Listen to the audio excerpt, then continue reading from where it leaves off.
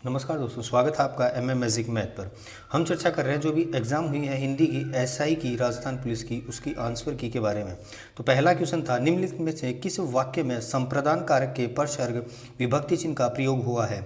तो पहला ऑप्शन था, वह घर से बाहर आया, उस जगह एक सभा होने जा रही है, राम के हित लक्ष्मण बन गए थे, लड़का अब अपने पाँव से चलता है।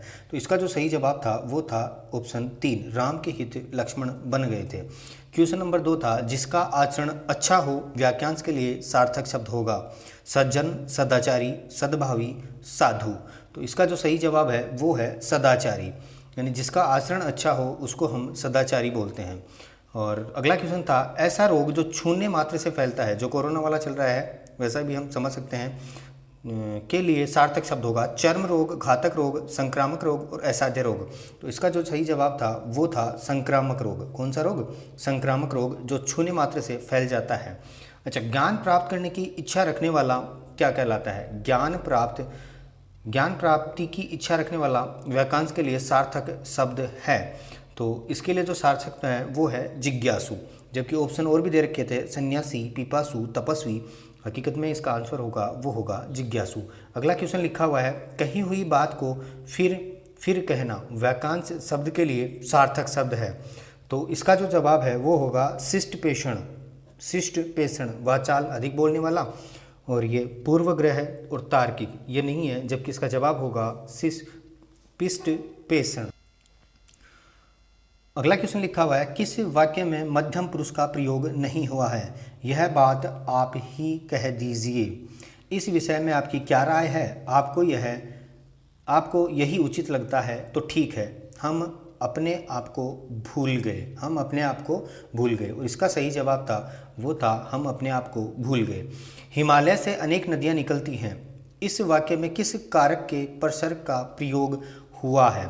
तो अधिकरण कारक, करण कारक, संबंध कारक और अपादान कारक। तो अनेक नदियां निकलती हैं यानी अलग हो रही हैं, तो यहाँ पे जो कारक होगा वो होगा अपादान कारक। यहाँ का जवाब होगा अपादान कारक। अगला क्वेश्चन था, इनमें से किस विकल्प के सभी शब्द स्त्रीलिंग हैं? स्त्रीलिंग की यदि बात की जाए यहाँ पे, तो यहाँ पे भलाई, हलवाई पुल्लिंग है, साथी, घी, शक्कर पुल्लिंग है, हाथी, बालू, आलू, इमली, चांदी, लौकी। और सही जवाब है इसका इमली, चांदी, लौकी। अगला क्वेश्चन है, किस विकल्प में कोई भी शब्द स्त्रीलिंग नहीं है? तो नींबू पुल्लिंग है, दही, केला, बिल्कुल यही इसका जवाब होगा, नींबू, दही, केला। अगला क्वेश्चन है, कौन सा शब्द सदैव एक वचन में प्रयुक्त होता है? कौन सा शब्द सदैव एक वचन में प्रयुक्त होता है? बाल, होश, आकाश और आंसू। इसका सही जवाब है आकाश। आकाश जो है सदैव एक वचन में प्रयुक्त होता।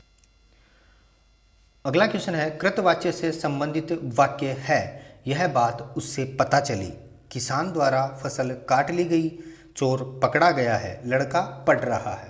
तो यहाँ पे जो जवाब है वो है किसान द्वारा फसल काट ली गई। अगला क्वेश्चन, किस विकल्प में समश्रुत भिन्नार्थक शब्दों के अर्थ सुमेलित नहीं है? बिल्कुल ध्यान से पढ़ें, कहीं कहीं सुमेलित है, कहीं कहीं सुमेलित नहीं है। तो यहाँ पूछा है सुमेलित नहीं है। तो जठर और जरठ, जठर का अर्थ ज्येष्ठ और जरठ का अर्थ बड़ा या बूढ़ा, बिल्कुल यही इसका जवाब होगा।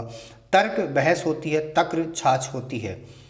पथ और पथ्य, पथ मार्ग या रास्ता और पथ्य बीमार को दिया जाने वाला हितकर भोजन।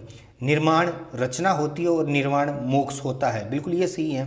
लेकिन सुमेलित नहीं है तो नहीं है वो जठर और जरठ, ज्येष्ठ बड़ा, ये वाला इसका जवाब होगा ऑप्शन ए। अगला क्वेश्चन, किस विकल्प में समश्रुत भिन्नार्थक शब्दों के अर्थ सुमेलित हैं? तो जलद कमल, जलज बादल, अनिल आग, अनल हवा, अश्व घोड़ा, अश्व खच्चर, सर्वथा सब तरह से और सर्वदा सदैव या हमेशा। तो सुमेलित है वो बिल्कुल यही है, सर्वदा और सर्वदा। अगला क्वेश्चन देखें, निश्चार्थ वृत्ति का प्रयोग किस वाक्य में हुआ है? बच्चे ने पुस्तक पढ़ ली है, बच्चे ने पुस्तक पढ़ ली है, शायद वह आज आ जाए, हमें सदैव सच बोलना चाहिए, भगवान सबका भला करे। तो यहाँ पे हमें सदैव सच बोलना चाहिए, यही इसका जवाब होगा। अगला क्वेश्चन है, आवर्ती मूलक पक्ष से संबंधित वाक्य है। तो यहाँ पे बालक पुस्तक पढ़ रहा है, वह स्कूल जाता है, मोहन अध्यापक है और बच्ची सो चुकी है। इसमें थोड़ा सा कंफ्यूज है, लेकिन आंसर शायद बच्ची सो चुकी है होना चाहिए। आगे देखते हैं अगला क्वेश्चन। अगला क्वेश्चन है किस वाक्य में भाववाच्य नहीं है? वह प्रतिदिन स्कूल नहीं जाता है। वह प्रतिदिन स्कूल नहीं जाता है। कमजोरी के कारण लड़के से चला नहीं जाता। यहाँ पे भाव है कि कमजोरी के कारण लड़के से नहीं चला जाता। अगला है मुझसे सुबह जल्दी नहीं उठा जाता, छोटे बच्चों से सीढ़ियाँ नहीं चढ़ी जाती। तो इसका जवाब होगा वो होगा कमजोरी के कारण लड़के से चला नहीं जाता। अगला क्वेश्चन है कौन सा कथन सही नहीं है? कौन सा कथन सही नहीं है? भाववाच्य केवल अकर्मक क्रियाओं में ही होता है। कृतवाच्य भी अकर्मक और सकर्मक दोनों क्रियाओं में होता है।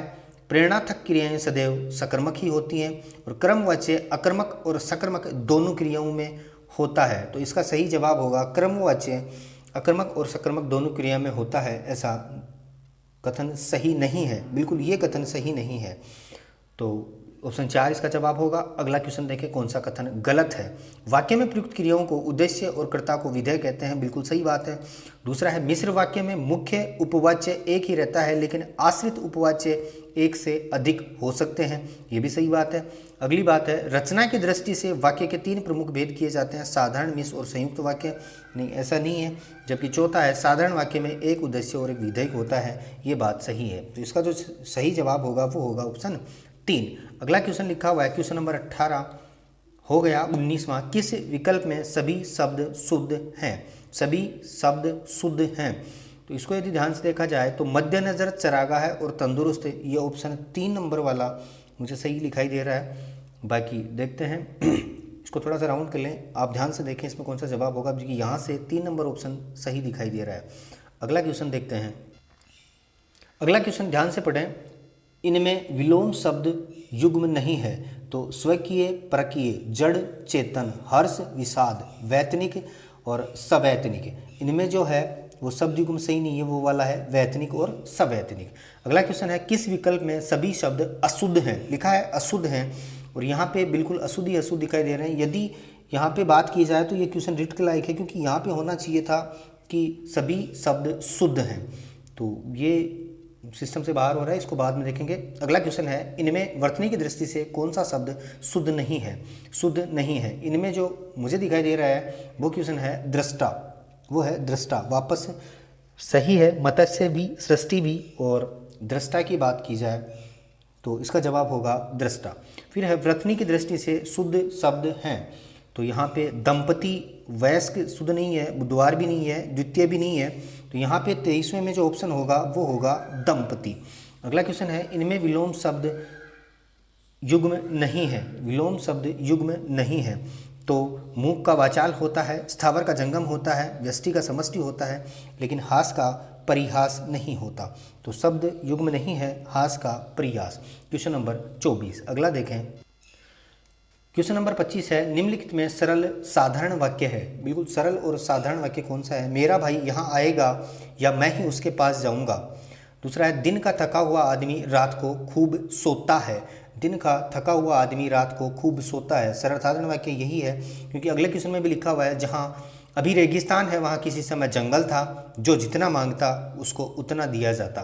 तो 25 का आंसर होगा 2 नंबर, दिन का थका हुआ आदमी रात को खूब सोता है।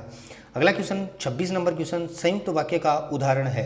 संयुक्त वाक्य का उदाहरण है वह ऐसी बातें करता है, कहता है जिनसे सबको बुरा लगता है। वहाँ जो कुछ देखने योग्य था मैंने सब देख लिया। उन्होंने जो कुछ किया उसी से मुझे परम संतोष है। मैं आगे बढ़ गया और वह पीछे रह गया। संयुक्त वाक्य मतलब आपस में जुड़ रहे हैं और इसका सही जवाब होगा ऑप्शन नंबर 4, मैं आगे बढ़ गया और वह पीछे रह गया। क्वेश्चन नंबर 27 है मैंने लड़के को पुस्तक पढ़ाई। उक्त वाक्य में प्रयुक्त क्रिया का भेद है। उक्त वाक्य में प्रयुक्त क्रिया का भेद है। तो यहाँ पे द्विकर्मक क्रिया है, इसका सही जवाब होगा द्विकर्मक। उक्त वाक्य में प्रयुक्त क्रिया का भेद है तो वो भेद होगा द्विकर्मक। अगला क्वेश्चन 28 नंबर क्वेश्चन इनमें संयुक्त वाक्य कौन सा है? जब बरसात थमी तब हम लोग बाहर निकले। जब बरसात थमी तब हम लोग बाहर निकले। लाखों लोग कोरोना से काल कबीला हो गए, साफ नहीं लिखा हुआ। वह आगे बढ़ गया लेकिन परिवार पीछे रह गया। वह आगे बढ़ गया लेकिन परिवार पीछे रह गया, यही इसका जवाब होगा। वह आगे बढ़ गया लेकिन परिवार पीछे रह गया। मैंने सुना है कि आप अच्छे कवि हैं, तो संयुक्त वाक्य कौन सा है? तो वह आगे बढ़ गया लेकिन परिवार पीछे रह गया, यही इसका जवाब होगा। आगे देखते हैं क्वेश्चन नंबर और 29 नंबर क्वेश्चन में लिखा, व्याकरण की दृष्टि से कौन सा कथन सही नहीं है? व्याकरण की दृष्टि से कौन सा कथन सही नहीं है? तो वाक्य के दो प्रमुख घटक बनेंगे, उद्देश्य और विधेय। किसी वाक्य के उद्देश्य के विषय में जो कुछ बताया जाता है उसे विधेय कहते हैं।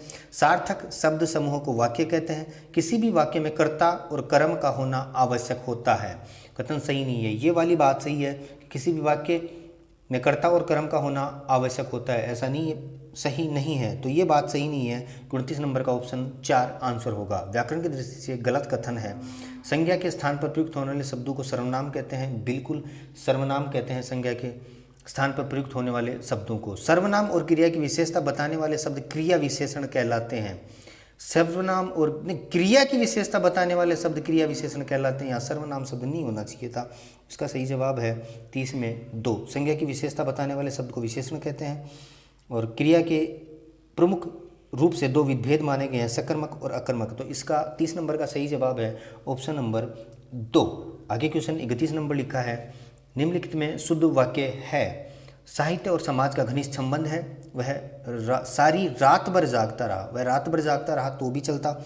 मेरी बात ध्यान से सुनो, एक लोटा पानी से भरा लाओ। इसमें जो जवाब मुझे दिखाई दे रहा है वो है ऑप्शन नंबर 1, साहित्य और समाज का घनिष्ठ संबंध है। अगला क्वेश्चन है, कौन सा वाक्य अशुद्ध है? वह बुरे आदमी नहीं है। वह बुरे आदमी नहीं है, अशुद्ध है।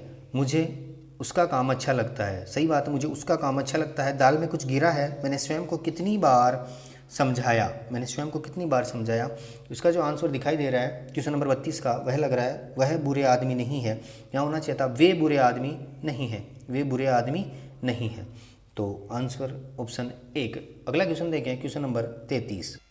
बिल्कुल, यदि आप आगे पटवार रीट के एग्जाम की तैयारी कर रहे हो जिसमें हिंदी का पेपर आने वाला है तो आपको देखना बहुत जरूरी है। और एसआई का एग्जाम अभी आपका बाकी है तो देख लें, क्योंकि 5-4 क्वेश्चन ऐसे होते हैं जो घूम फिर के वही भी आ जाते हैं। तो क्वेश्चन लिखा हुआ है, आदि और आदि शब्द युग्म का सही अर्थ है। आदि और आदि का सही अर्थ है वो है आरंभ और अभ्यस्त।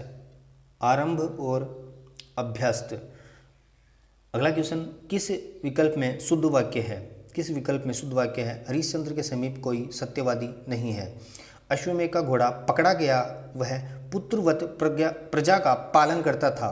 शुद्ध वाक्य, वह पुत्रवत प्रजा का पालन करता था और आपकी सौभाग्यवती कन्या का विवाह कब होगा? तो इसका सही जवाब है ऑप्शन नंबर 3, वह पुत्रवत प्रजा का पालन करता था। क्वेश्चन नंबर 35, कौन सा वाक्य शुद्ध है?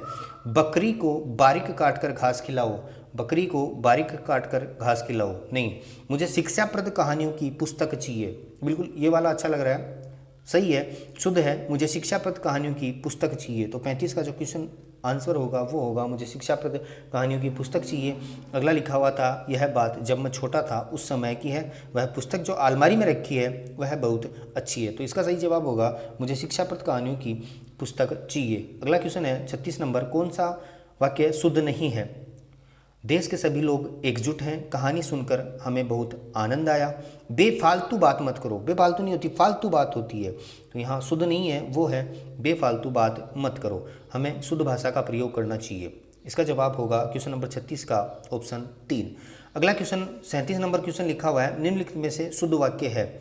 निम्नलिखित में से शुद्ध वाक्य है, वे सब कालचक्र के पहिए के नीचे पिस गए, यही वे कारण हैं जिनके कारण वह परेशान है। तेरी बात सुनते सुनते कान पक गए। हमारे देश में अनेक रमणीक स्थल हैं, अनेक रमणीय स्थल हैं, ये वाली बात है। तो क्वेश्चन नंबर 37 का ऑप्शन नंबर 4 आंसर होगा। 38 नंबर क्वेश्चन लिखा है, गागर में सागर भरना का भावार्थ है समुद्र से छोटे बर्तन में पानी लाना, छोटे बर्तन से बहुत अधिक पानी भरना, असंभव कार्य करना, बहुत कम शब्दों में महत्वपूर्ण बात करना। गागर में सागर भरना, इसका भावार्थ जो है वो है बहुत कम शब्दों में महत्वपूर्ण बात कहना। निम्नलिखित में कथन गलत कथन है। निम्नलिखित में गलत कथन है। तो पहला, जिन वाक्यों में प्रश्नवाचक शब्दों का अर्थ संबंधवाचक शब्दों जैसा होता है उनके अंत में प्रश्नवाचक चिन्ह लगाया जाता है। बिल्कुल सही बात है। अल्प विराम से अधिक और पूर्ण विराम से कम समय तक ठहरने के लिए अर्ध विराम का प्रयोग किया जाता है। ना जी ना, ऐसा नहीं है। तो 39 का जो आंसर होगा वो 2 होगा। अगला और देख लें। वाक्य के अंत में प्रश्न सूचक या विस्मय सूचक चिन्ह आने पर पूर्ण विराम नहीं लगाया जाता। सही बात है। विषय विभाजन में क्रम सूचक अंकों या अक्षरों के साथ कोष्ठक का प्रयोग किया जाता है। बिल्कुल सही बात है। तो इसका सही जवाब होगा 39 का ऑप्शन नंबर 2। माँ ने बच्चों के झगड़े को पड़ोसियों में सिर फुटोवल करवा दी। उक्त वाक्य में रिक्त स्थानों के लिए उपयुक्त मुहावरा होगा।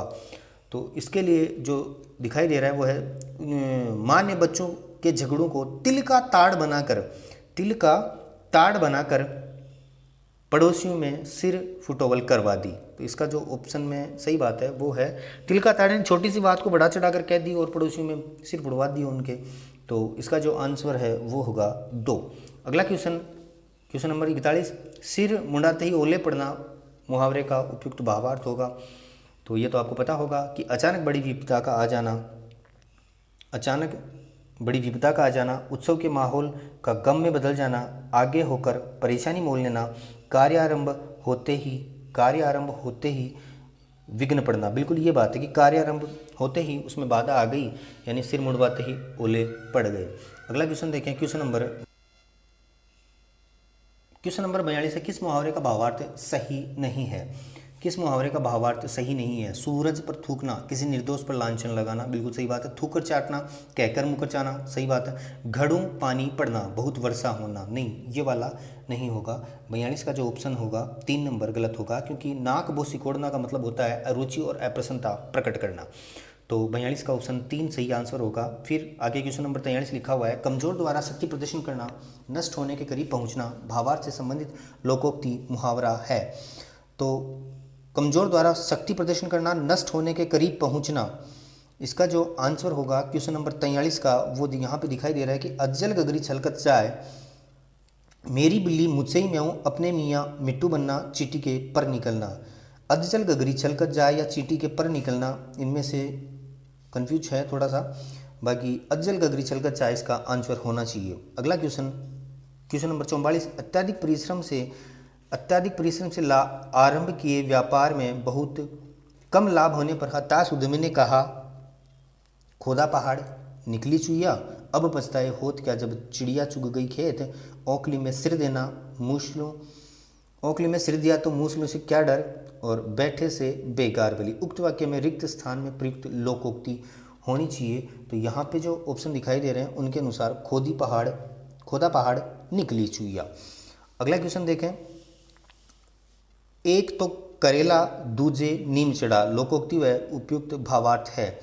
तो यहाँ चालाक का अधिक चालाक, कुसंग से बुरे का अधिक बुरा होना, गुणी व्यक्ति ही गुणवान को पहचानता है, सजन द्वारा कपट व्यवहार करना। यहाँ पे जो दिखाई दे रहा है वो है कुसंग से बुरे का अधिक बुरा हो जाना, संगत का फर्क पड़ना, वो वाली कहानी इसमें लागू हो रही है। अगला क्वेश्चन देखें। क्वेश्चन नंबर 46 लिखा है। किस विकल्प में हिंदी पारिभाषिक शब्द का सही प्रयोग नहीं हुआ है? तो एप्रिएंट प्रकट, लीगल प्रोटेक्शन, विधिक संस्करण सही है, एज्यूम ग्रहण करना, और अटॉर्नी जनरल महाधिवक्ता। ये महाधिवक्ता नहीं होता, इसका मतलब होता है महान्यायवादी। और 46 का जो ऑप्शन होगा वो होगा 4। अगला देखिए 47वां। किस विकल्प में लोकोक्ति का भावार्थ असंगत है? नेकी कर दरिया में डाल, भला करके भूल जाना। सही बात है। सांच को आँच नहीं, सच्चा व्यक्ति डरता नहीं। सही बात है। चोर की दाढ़ी में तिनका, अपराधी का निशंस होना। नहीं, ये वाला मामला गलत है। यहाँ पे 47 में 3 नंबर। हाथ कंगन को आरसी क्या प्रत्यक्ष को प्रमाण की आवश्यकता नहीं। सही बात है। Question number 48। आग बबूला होना, ये तो आपने सही किया होगा। Question number 48। आग बबूला होना, अत्यंत क्रोध करना, लू के बगुले बैठना, भयंकर आग लगना, बबूल के पेड़ में आग लगना, अत्यंत क्रोध होना। आग बबूला होना का भावार्थ है अत्यंत क्रोध होना। 48 में ऑप्शन नंबर 4। 49 अच्छा क्वेश्चन था। अपने पैरों पर खड़े होने का भावार्थ है बिल्कुल आत्मनिर्भर होना। जब आप ऐसा ही बन जाओगे तो आत्मनिर्भर हो जाएगा, यानी अपने पैरों पर खड़े हो जाओगे। Question number 50। किस विकल्प में हिंदी पारिभाषिक शब्द का सही प्रयोग हुआ है? तो यहाँ पे बिल्कुल सही प्रयोग हुआ है वो है ये ऑप्शन नंबर 3 दृष्टिकरण वाला। अगला देखें क्वेश्चन नंबर 51। 51 नंबर है, किस विकल्प में सुसंगत पारिभाषिक शब्द नहीं है? तो रेट्रोस्पेक्टिव, भूतलक्षी, एक्ट, अधिनियम, ट्रांसपोर्ट, आयात निर्यात और लीजिबल, सुवाच्य। इसमें जो दिखाई दे रहा है वो है ट्रांसपोर्ट, आयात निर्यात नहीं होता, शब्द नहीं है बिल्कुल ट्रांसपोर्ट वाला, आयात निर्यात। 51 में ऑप्शन नंबर 3, किस विकल्प में गलत पारिभाषिक शब्द हैं?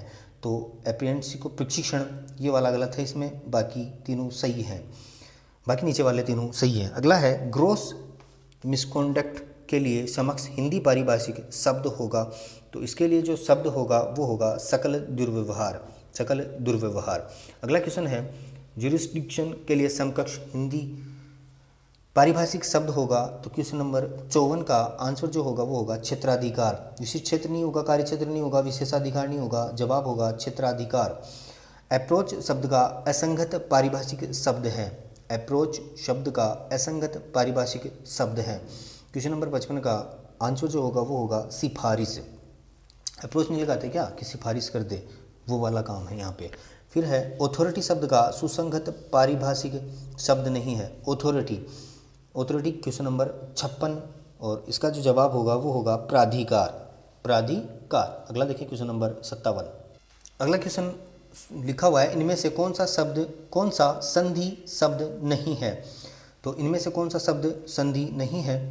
तो यहाँ पे तथा प्लस एव, तदैव सही है, मन प्लस ताप, मनस्ताप सही है, और रवि प्लस इंद्र, रविंद्र। इसमें जो ई की मात्रा है वो बड़ी होनी चाहिए। तो यहाँ पे जवाब हो रहा है इसका ऑप्शन नंबर 3, निरोग, निरोग सही है। इनमें से कौन सा संधि शब्द गलत है? क्वेश्चन नंबर 58, तो चित्त में चिन्मय बिल्कुल सही है, सत प्लस जन, सज्जन सही है, सत गति, सदगति सही है, सत मार्ग, सदमार्ग, यहाँ पे सन्मार्ग होना चाहिए था। तो इसका जो जवाब है वो है 58 में 2।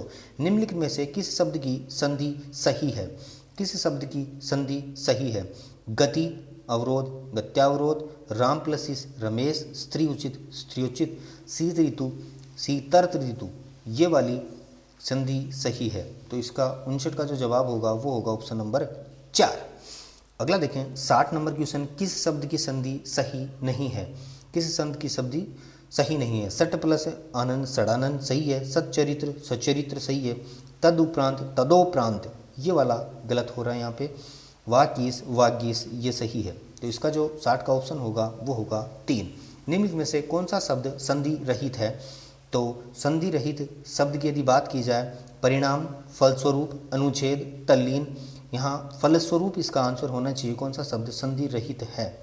तो फलस्वरूप। अगला क्वेश्चन नंबर 62, किस शब्द का संधि विच्छेद सही नहीं है? किस शब्द का संधि विच्छेद सही नहीं है? आद्योपरांत, आदि प्लस उपांत, नहीं यही गलत हो रहा है। अनुष्ठान, अनुप्लस स्थान सही है, और सच्छात्र, सत प्लस शास्त्र सही है, परिणत, परि प्लस नत सही है। तो यहाँ का 62 नंबर का जो जवाब होगा वो होगा ऑप्शन नंबर 1। अगला देखें क्वेश्चन 63। क्वेश्चन नंबर 63 लिखा हुआ है, निम्न में से कौन सा शब्द उपसर्ग रहित है? कौन सा शब्द उपसर्ग रहित है? तो आकार, आरोह है, आसन और आनंद उपसर्ग रहित है। इसमें जवाब होगा क्वेश्चन नंबर 63 में आसन, आसन उपसर्ग रहित है ये वाला शब्द। किस शब्द में उपसर्ग और प्रत्यय दोनों प्रयुक्त हुए हैं? तो दोनों प्रयुक्त होने वाला शब्द है अधिकारी। कौन सा? अधिकारी। ऑप्शन दे रखे हैं, सुंदरता, अधुनातन, अलंकारिक। तो सही जवाब होगा अधिकारी। अगला है, द्वंद्व समास का उदाहरण है। तो द्वंद्व समास का जो उदाहरण है वो है शीतोष्ण, वो है शीतोष्णी। 65 नंबर क्वेश्चन ऑप्शन 1। फिर है, किस विकल्प में कर्मधारय समास नहीं है? किस विकल्प में कर्मधारय समास नहीं है? देहलता, लघुकथा, नीलगाय, आप बीती। ऑप्शन नंबर लघुकथा 2, ऑप्शन नंबर 2 क्वेश्चन नंबर 66। अगला है, इनमें से किस विकल्प में तत्पुरुष समास है? किस विकल्प में तत्पुरुष समास है? तो कामकाज, तुलसीकृत, आमरण और मंदबुद्धि। यहाँ पे तुलसीकृत में तत्पुरुष समास है। कौन से में? तुलसीकृत में। Question number 67 option number 2। फिर किस विकल्प में द्वंद्व समास नहीं है? तो द्वंद्व समास नहीं है किसमें? परम पिता में। कौन से में? परम पिता में। ऑप्शन है माता पिता, चाल चलन, परम पिता, हानि लाभ। तो सही जवाब होगा इसका परम पिता। अगला क्वेश्चन, निम्नलिखित में तत्सम शब्द नहीं है। आदर, बिंदु, दुर्बल, त्योहार। तो तत्सम शब्द नहीं है इसमें जो जवाब होगा वो होगा बिंदु। यहाँ बिंदु लिखा है, बिंदु लिखा है यहाँ पे।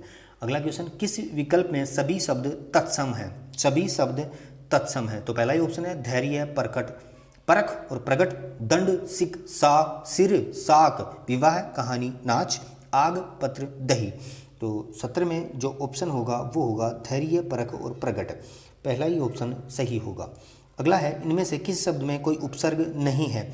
बेलदार, बेगुनाह, बेकार, बेखबर। तो यहाँ पे बे प्लस गुना है, बे प्लस कार, बेधन खबर और बेधन लदार। तो इसमें जो ऑप्शन आ रहा है वो है 1 नंबर 71 में 1। इनमें से किस शब्द में इन प्रत्यय नहीं है? तो रंगीन, शौकीन, नमकीन और गमगीन। इसमें जो जवाब आ रहा है वो है गमगीन। अगला क्वेश्चन है, किस शब्द में ल प्रत्यय नहीं है? अतल, श्यामल, मंजुल, मासल। देखो श्याम धन ल, मंजू धन ल, मांस धन ल, अत धन ल। तो यहाँ पे जवाब आ रहा है अतल। क्वेश्चन नंबर 73 ऑप्शन 1 सही जवाब होगा। फिर 74 नंबर क्वेश्चन लिखा हुआ है, किस शब्द में गार प्रत्यय का प्रयोग नहीं हुआ है? देखिए यादगार, रोजगार, स्नानागार और मददगार। यहाँ पे जवाब आ रहा है स्नानागार। Option 3 number question number 74। अगला क्वेश्चन देखें 75 नंबर क्वेश्चन लिखा हुआ है, किस विकल्प में कोई भी शब्द विदेशी मूल का नहीं है? विदेशी मूल का नहीं है। तो यहाँ पे दोस्त और खुशी, अकेला, साहस, चेहरा, मौसम, देहात, आसान। जो 75 का आंसर है वो है देहात और आसान, देहात और आसान। अगला क्वेश्चन 76 नंबर, किस विकल्प के सभी शब्द तद्भव हैं? सभी शब्द तद्भव हैं। तो गात, गाहक, गणपति, ये वाला ऑप्शन इसका सही है। गात, गाहक और गणपति तद्भव शब्द हैं। इनमें किस विकल्प में तत्सम और तद्भव दोनों प्रकार के शब्द समाहित हैं? क्वेश्चन नंबर 37 ऑप्शन ए आंवला, अमावस, कबूतर। फिर क्वेश्चन नंबर 78, निम्नलिखित में देशज शब्द हैं, देशज शब्द हैं। तो इसमें टेंटवा, औखली, किवाड़ और टोटका। यहाँ पे ऑप्शन नंबर 4 सही दिखाई दे रहा है। अगला क्वेश्चन 79 नंबर, जिसमें लिखा है, किस वाक्य में विदेशी मूल के शब्द नहीं है? उसने मुझे आवाज़ दी, विदेशी मूल के नहीं है, यानी देसी हैं, देशज हैं। वह सदैव सच बोलता है, इस प्रश्न का उत्तर मुझे मालूम है। कार बस की टक्कर में अनेक लोग घायल हो गए। यहाँ पे 79 का जो जवाब है वो है वह सदैव सच बोलता है, वह सदैव सच बोलता है। अगला क्वेश्चन देखें 80 नंबर क्वेश्चन लिखा हुआ है, किस वाक्य में क्रिया सकर्मक रूप में प्रयुक्त हुई है? बच्चा बहुत देर से रो रहा है, वह पतंग उड़ा रहा है, वह अभी तक सो रहा है, धावक मैदान में दौड़ रहा है। तो यहाँ पे वह पतंग उड़ा रहा है, वह पतंग उड़ा रहा है। आगे देखें क्वेश्चन नंबर 81, किस विकल्प में सभी संज्ञा शब्द क्रिया शब्दों से निर्मित है? तो यहाँ पे शिक्षा, अच्छाई, पूजा, जवानी, भूल, हंसी, मिठास, चुनाव।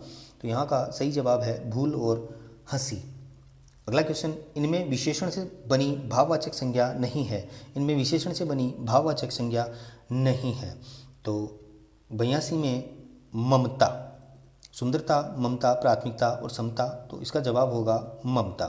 अगला क्वेश्चन है, इनमें क्रिया से बनी भाववाचक संज्ञा नहीं है। दौड़, खटाई, पढ़ाई, उतराई। तो 83 में ऑप्शन नंबर 2 खटाई, इसमें भाववाचक संज्ञा नहीं है। पढ़ने से पढ़ाई, दौड़ से दौड़ और उतरने से उतराई, खट से खटाई। इसमें सही जवाब 2, इसका आंसर 2 होगा। गुणवाचक विशेषण से संबंधित वाक्य कौन सा है? यह पुस्तक मेरी है, यह पुस्तक मेरी है। समारोह में अनेक लोग उपस्थित थे। बालक पहली कक्षा में पढ़ता है। हमें कपटी व्यक्ति से दूर रहना चाहिए। बिल्कुल इसका सही जवाब होगा संबंधित वाक्य कौन सा है? गुणवाचक से। तो हमें कपटी, उसका गुण है, कपट है, तो उससे दूर रहना चाहिए। तो गुणवाचक विशेषण से संबंधित वाक्य कौन सा है? Option number 4। अगला क्वेश्चन नंबर 85, किस वाक्य में निपात का प्रयोग नहीं हुआ है? क्वेश्चन नंबर 85, किस वाक्य में निपात का प्रयोग नहीं हुआ है? मैं भी उसके साथ जाऊंगा, वह तो आज जाएगा, वह कल ही चला जाएगा, मुझे 1 गिलास दूध चाहिए। तो निपात का प्रयोग यहाँ पे हो रहा है ऑप्शन नंबर 4, 85 में 4। किस वाक्य में क्रिया अकर्मक रूप में प्रयुक्त हुई है? तो यहाँ पे बात करते हैं अकर्मक रूप में प्रयुक्त हुई है। बच्चे ने बहुत सुंदर चित्र बनाए, बच्चे ने बहुत सुंदर चित्र बनाए। मदारी भालू को नचाता है, वह बिना बात ही हंस रही है। बिल्कुल ये वाला जवाब इसका सही होगा, वह बिना बात ही हंस रही है, माँ पुत्र को समझाती है। तो 86 का ऑप्शन नंबर 3 जवाब होगा। क्रिया विशेषण रहित वाक्य है। क्रिया विशेषण रहित वाक्य है, तो क्रिया विशेषण रहित वाक्य, वह अपनी कक्षा का सबसे होशियार विद्यार्थी है। बिल्कुल वह अपनी कक्षा का सबसे होशियार विद्यार्थी है। तो अचानक चले गए, मेरी बात ध्यान पूर्वक सुनो, सुबह से वर्षा लगातार हो रही है। तो क्रिया विशेषण की बात है तो वह अपनी कक्षा का सबसे होशियार विद्यार्थी है। 87 का ऑप्शन नंबर 1। किस वाक्य में संबंध सूचक अवयव का प्रयोग हुआ है? किस वाक्य में संबंध सूचक अवयव का प्रयोग हुआ है? तो वह बहुत देर से ज्यों का त्यों खड़ा है, मैं वहाँ कदापि नहीं जाऊँगा, अपराधी ने पुलिस के सामने झूठ बोला, मेरा गांव पास में ही है। इसका सही जवाब होगा ऑप्शन नंबर 3। 88 में 3। 89 विस्मयादिबोधक शब्दों के संबंध में कौन सा कथन सही है? ये केवल शोक और घृणा का मात्र है। ये प्राय वाक्य के प्रारंभ में आते हैं। इनमें वचन के अनुसार विकार होता है। ये रचना के अनिवार्य घटक है। तो 89 का जो ऑप्शन होगा ये प्राय वाक्य के प्रारंभ में आते हैं। बिल्कुल यही इसका जवाब होगा। क्वेश्चन नंबर 90 की बात करें। 90 की बात करें तो क्वेश्चन लिखा है, किस विकल्प में परस्पर पर्यायवाची शब्द नहीं है?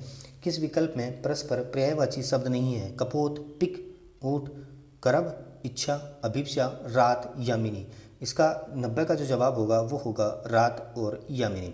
किस वाक्य में निपात का प्रयोग हुआ है? मुझे आने तो दो, मैं कल आ रहा हूँ, वह पटना गया था, संभवतः वह आएगा। तो यहाँ पे इसका सही जवाब है मुझे आने तो दो।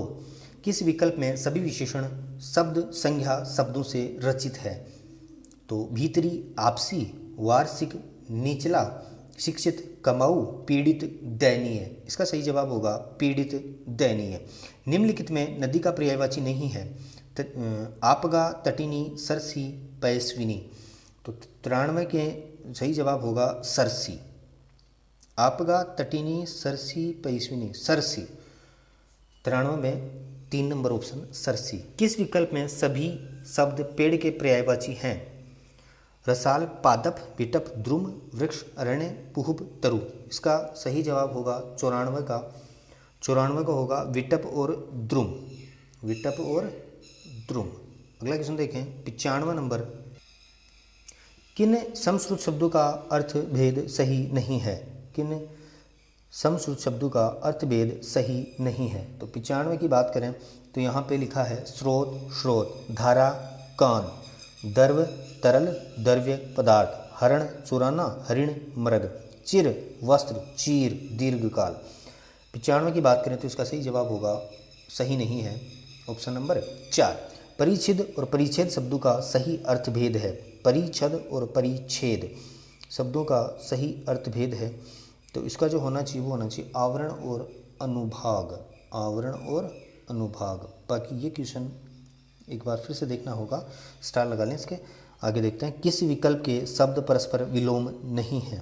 किस विकल्प के शब्द परस्पर विलोम नहीं है? सापेक्ष का निरपेक्ष होता है, श्लाघनीय प्रशंसनीय, साम्य का वैषम्य होता है, ऋत का अनृत होता है। यहाँ पे जो ऑप्शन दिखाई दे रहा है वो है ऑप्शन नंबर 2। अगला देखें किस विकल्प में विलोम शब्द युग्म नहीं है?